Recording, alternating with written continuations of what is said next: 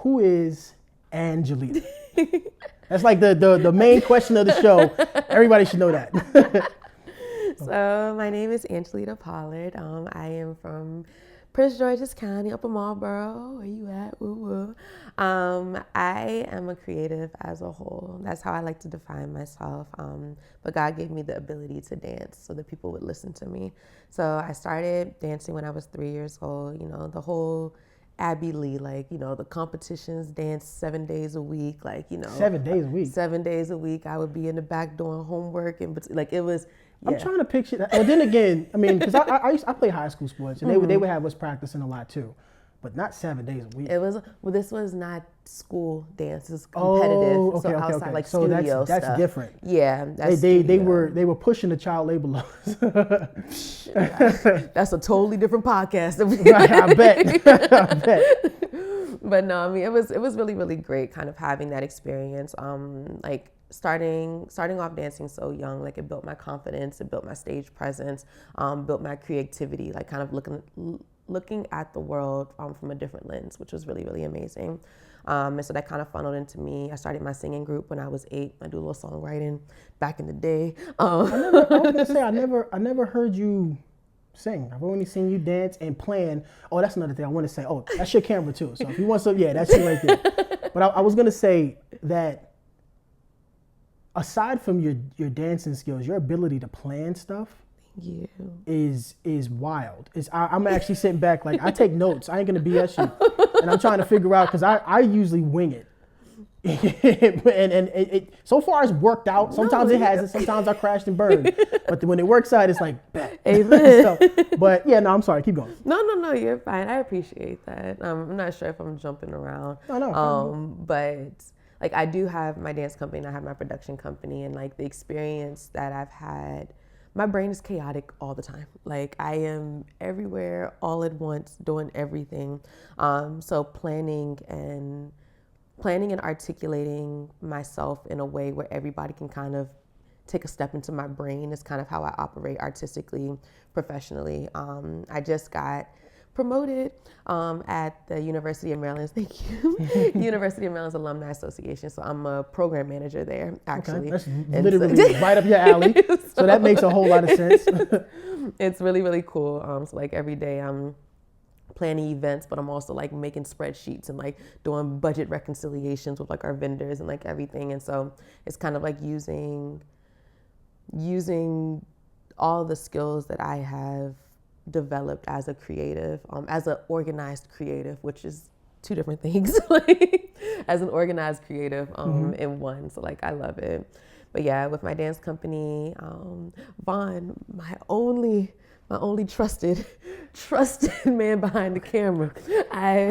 Since 2019, I've had him hostage. You know, it's wild you said 2019. So I've known you that long. Yes. You know something, I'm just reminded the first night I met you, actually.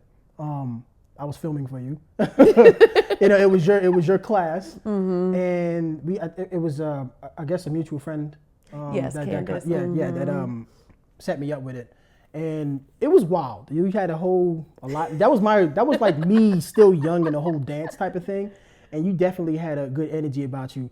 It was funny because when we were leaving that night, I don't know if you remember, when we were leaving that night, getting done, you was about to go out with your friends and stuff like that, right? You was like, yo, I'm about to turn up. And I'm sitting back like, yo, I don't have nothing to do tonight. Should I ask this person, can I come with? Because I'm bored as hell. But I don't even know this person. I just filmed for her, but damn it, I don't want to go home right now. And I was like, I had made a hint. You did not respond. And I was like, yeah, let me just go home.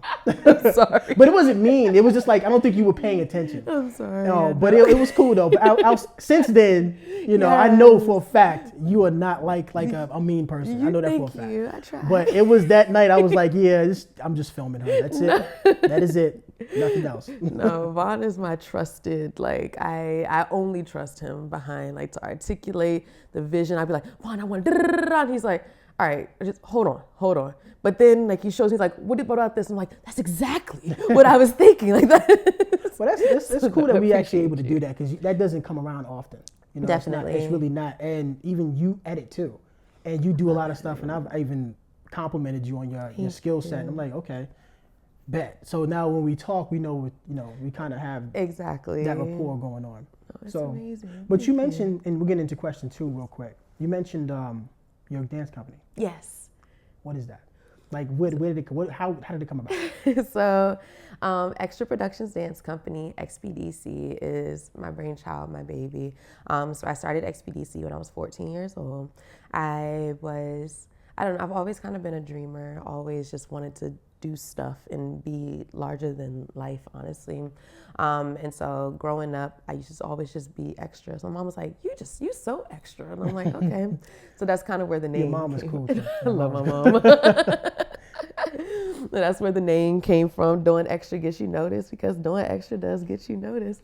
So I started, like, it was my summer going into my sophomore year of high school.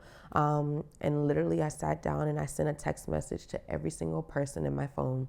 It's just like, hi, I'm Angelita. Don't know if you know, but I dance and I'm starting a dance company. Yeah, I'm only 14. Do I have a place to practice? I mean, of course I ain't add all this, but like, you know, I don't know where to practice. I don't know what the goal of this company is. I don't know. But like, it's so crazy to believe that from that text message splurge, I had 11 people say, all right, 11 cool. is a lot at 14. 11 is a lot at 14. But then again, you seem to be like a popular person. Were you like that in high school? Did you have a lot of friends? Did you like have a birthday party and a lot of people show up? I grew up in the dance world. So like I had my dance sisters, and I had like a large pool of, I had a large support system, but like my dance friends were really my friends. High school, I was such an introvert. I did not talk. I was about to say, don't tell me that you was an introvert, because I don't believe that. Not after the last 6 years. I don't believe it at all. Ask anybody at Bishop McNamara High School, class of 2015, 10-year reunion coming up, woo woo. But no, I really did not. I didn't really speak to a lot of people. I was in my honors classes, and like I was on the dance team and stuff. But that was pretty much it. So like, sending out that message was honestly a big step for me, because it was taking me out of my comfort zone and everything. Because like I really was not, I was scared to talk to people. Really? And like I went to public elementary school and public middle school. So I went to Kenmore Middle and everything. So Kenmore has a different energy, and I was very sheltered, and so like it was kind of, right next to FedEx Field. It was a little different of an atmosphere, but I was like in the TAG program, the Talented and Gifted program there.